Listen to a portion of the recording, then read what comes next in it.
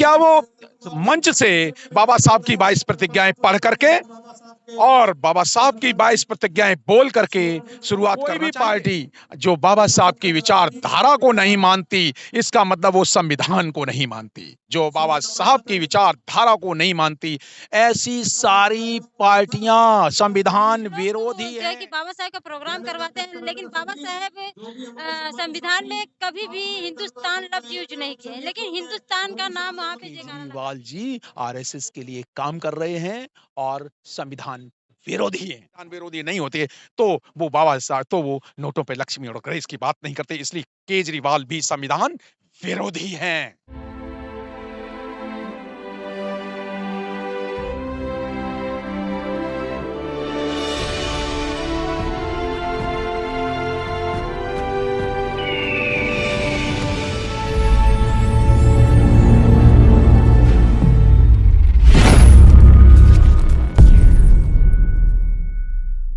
जय भीम, नमो बुद्धाय। मैं सुमन बौद्ध और आप देख रहे हैं एसबी लाइव 85। जी हाँ, जैसा आपको पता है कि आज 6 दिसंबर है। 6 दिसंबर 1956 को बाबा साहेब को के महापरिनिर्वाण दिवस पे सभी देशवासियों को पहले तो सत नमन।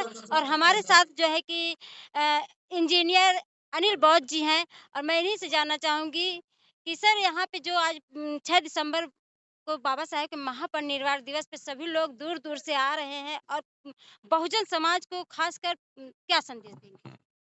एसबी लाइव चैनल का शुक्रिया। जय भीम, नमो बुद्धाय। और भारत के 135 करोड़ लोगों को आज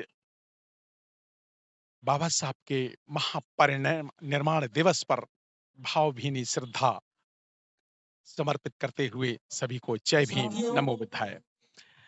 संदेश, आपने एक बहुत गंभीर प्रश्न पूछा है कि आप संदेश क्या देना चाहेंगे।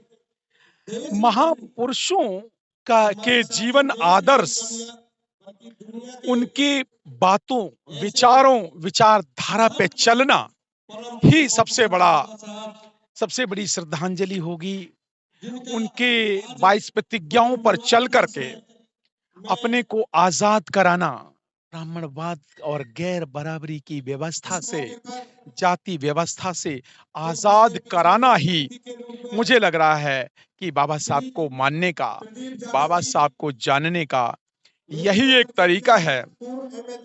उन महान व्यक्ति, चाहे बाबा साहब अंबेडकर हों, बुद्ध हों, फूले हों, कबीर हों, रैदास हों, मान्यवर काशीराम साहब हों, उनके विचारों और आदर्शों पर जो उन्होंने जिया है, उस पे हम आगे बढ़ें। जय भीम तो मैडम बहुत सारे लोग करते हैं, जय भीम कोई भी करता है, बाबा साहब के विरोधी भी जय भीम करते हैं मैम। सवाल जय भीम करने का नहीं है, क्या वो मानते हैं बाबा साहब को, क्या वो जानते हैं बाबा साहब को, क्या वो बाबा साहब की पहली प्रतिज्ञा भी मानते हैं। मैं एक संदेश ये और देना चाहूंगा, खासकर सामाजिक कार्यकर्ताओं को और बाबा साहब के मानने वालों को, भारत के मूल निवासी बहुजनों को मेरा एक संदेश है कि अगर आप सामाजिक कार्यक्रम कर रहे हैं और अगर सच्चे बाबा साहब के अनुयायी हैं या उन कार्यक्रमों में जाते हैं, तो उन कार्यक्रमों को टेस्ट करें कि वो बाबा साहब की विचारधारा के लिए कार्यक्रम किया गया है या विरोधियों के लिए कार्यक्रम किया गया। बाबा साहब को के मानने वाले कभी भी गैर बराबरी की बात नहीं करेंगे, घृणा फैलाने की बात नहीं करेंगे, भाईचारे और सम्मान की बात करेंगे। तो क्या ये सामाजिक संस्थाएं जो कार्यक्रम करती हैं, उनका एक बड़ा टेस्ट है कि जो सुनने वाले हैं अब सामाजिक संस्थाओं के अध्यक्षों और जनरल सेक्रेटरियों का टेस्ट करें कि क्या वो मंच से बाबा साहब की 22 प्रतिज्ञाएं पढ़ करके और बाबा साहब की 22 प्रतिज्ञाएं बोल करके शुरुआत करना चाहेंगे। अगर बाबा साहब की 22 प्रतिज्ञाएं मंच से सामाजिक संस्थाएं जो बाबा साहब के नाम पे फंक्शन करती हैं, अगर बाबा साहब की 22 प्रतिज्ञाएं बोल नहीं सकती, तो मुझे लग रहा है ऐसे सारे कार्यक्रम, सामाजिक कार्यक्रम नकली लोगों द्वारा किए जा रहे हैं, कांग्रेस द्वारा किए जा रहे हैं, बीजेपी द्वारा किए जा रहे हैं, आप पार्टी द्वारा किए जा रहे हैं। जब बात आई, अभी एक घटना हुई दिल्ली में, जैसे ही राजेंद्र गौतम ने 22 प्रतिज्ञाओं सिर्फ उन्होंने तो पढ़ दी थी, वो करवा तो कोई और ही रहा था, रिजाइन करना पड़ा। तो कैसे है कोई भी पार्टी जो बाबा साहब की विचारधारा को नहीं मानती, इसका मतलब वो संविधान को नहीं मानती। जो बाबा साहब की विचारधारा को नहीं मानती, ऐसी सारी पार्टियां संविधान विरोधी हैं। क्योंकि बाबा साहब ने जो हर एक के लिए संविधान लिखा, सभी के लिए लिखा, बाबा साहब ने तो सभी को नागरिकता दे दी। उन आर्य ब्राह्मणों को जो विदेशी हैं, उन्हें भी बाबा साहब ने नागरिकता दे दी, सबको दे दी ना। तो बाबा साहब ने तो किसी के साथ भेदभाव नहीं किया मैम। तो बाबा साहब बराबरी की विचारधारा की बात करते हैं, बाबा साहब भाईचारे की बात करते हैं। और कुछ लोग तो मीडिया के, चाहे आप जैसे मीडिया तो जय भीम करते हैं, लेकिन जो ऐसे मीडिया, जो मनुवादी मीडिया है, वो तो बाबा साहब द्वारा बताया गया नाम, the name of this country that is India, that is Bharat, वो अपने देश का नाम भी सही नहीं लेते।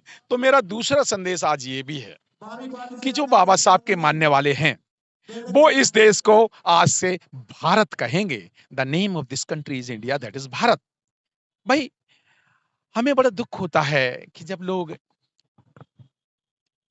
देश का नाम गलत लेते हैं।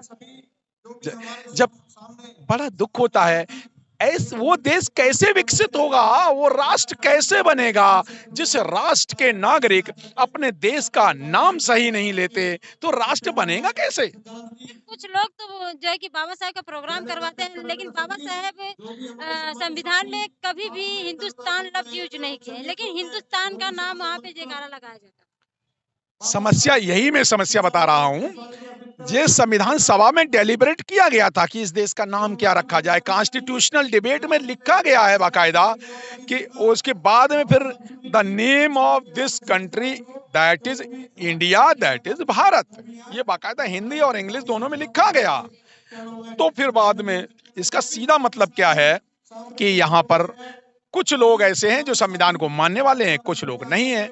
और आजकल हो क्या रहा है, जो गैर बराबरी की व्यवस्था वाले लोग, वो धीरे धीरे बाबा साहब का नाम लेकर के, रूप बदल करके, बाबा साहब की फोटो लगा करके, मान्यवर काशीराम साहब की फोटो लगा करके, आप पार्टी वाले भी कभी भी हिस्सेदारी की बात नहीं करती। आप पार्टी फोटो बाबा साहब को, काशीराम का भी लगाते हैं, तो हिस्सेदारी दीजिए ना।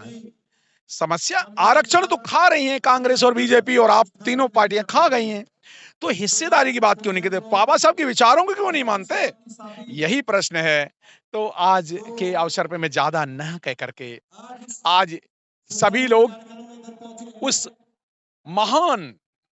महान विश्व नेतृत्व को अभिनंदन करें, जिसने भारत को भारत बनाया, जिसने इस देश को इकट्ठा किया, जिसने विभिन्न जातियों, विभिन्न धर्मों, विभिन्न समुदायों और विभिन्न क्षेत्रों के जो टूटे हुए भारत को एक संपूर्ण इकट्ठा भारत बनाने की सोच रखी।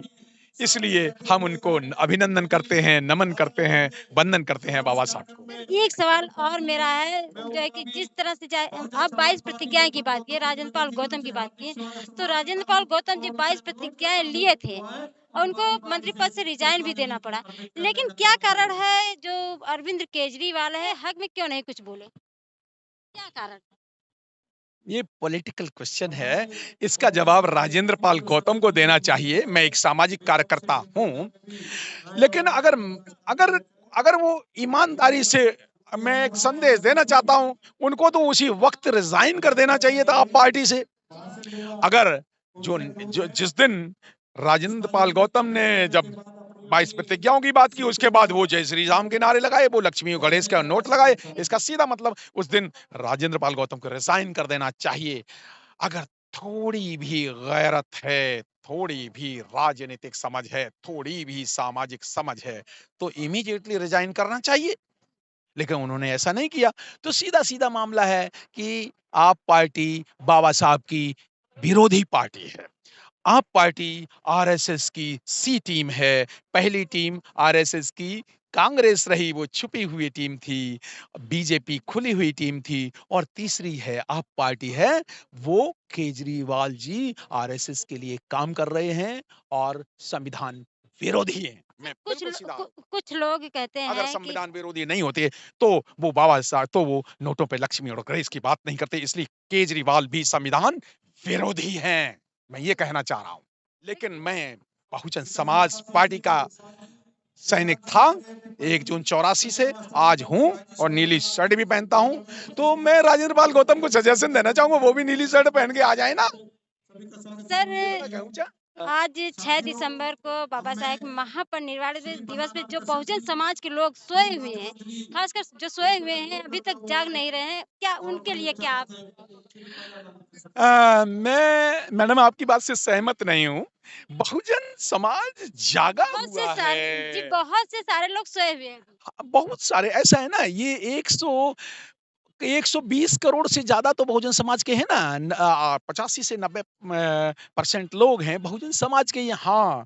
तो उनमें से खासकर जो मैं ओबीसी समाज अभी उतना बाबा साहब की विचारधारा को नहीं जाना। हालाँकि मान्यवर ललई सिंह काश वो ललई सिंह यादव को जानते, काश वो रामस्वरूप वर्मा जी को जानते, काश वो पेरियार को जानते, काश वो जो ऐसे जो जो भी नायक रहे हैं बहुजन नायक रहे हैं उनको जानते तो वो बाबा साहब को भी जान जाते।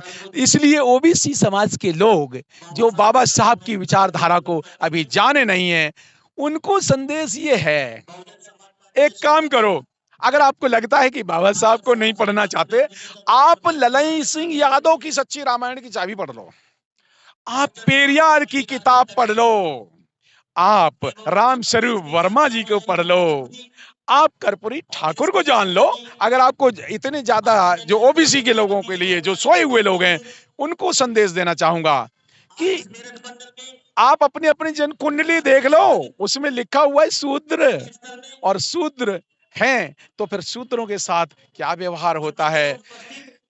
मान्यवर चरण सिंह जो ओबीसी थे जाट समाज से थे प्रधानमंत्री बने लेकिन उनके प्राइम मिनिस्टर 6 महीने से ज्यादा नहीं चल पाए, सरकार गिरा दी। तो ओबीसी लोगों को जानना चाहिए कि ये जब भी भारत का प्रधानमंत्री ओबीसी बनता है तो जल्दी क्यों गिर जाता है, देवगौड़ा की सरकार क्यों जल्दी गिरी। ये जानना चाहिए कि ये ब्राह्मण लोग हैं, ब्राह्मणवादी व्यवस्था है जो आपको गुलाम बनाए हुए है। जागो बहुजनों जागो और जगाओ, लोग जाग सकते हैं, जगाने वाला चाहिए, लोग बदल सकते हैं, बदलने वाला चाहिए, बदलने वाले बनो।